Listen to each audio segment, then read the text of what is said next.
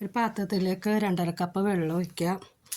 എന്നിട്ട് കുറച്ച് ഓയിൽ, ഉപ്പ് ഒഴിച്ചിട്ട് റവ കുറച്ച് മതി. റവ ഇട്ടിട്ട് നല്ലോണം ഒന്ന് വഴറ്റുക. എന്നിട്ട് നല്ലോണം കുറുകി വരും. അതിൻ്റെ അകത്തേക്ക് പച്ചമുളക്, സവാള, മഞ്ഞൾപ്പൊടി ഇതെല്ലാം ഇട്ട് ഒന്നും കൂടെ ഇളക്കുക. നന്നായിട്ട് യോജിപ്പിക്കണം. ഇതിൻ്റെ അകത്തേക്ക് ചൂടാറുമ്പോൾ വട പോലെ ഹോളുണ്ടാക്കി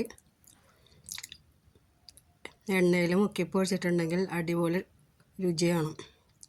സോസും കൂടെ ഉണ്ടെങ്കിൽ സൂപ്പറാണ്. നല്ല മൊരിഞ്ഞിരിക്കും, നല്ല രുചിയുണ്ട്.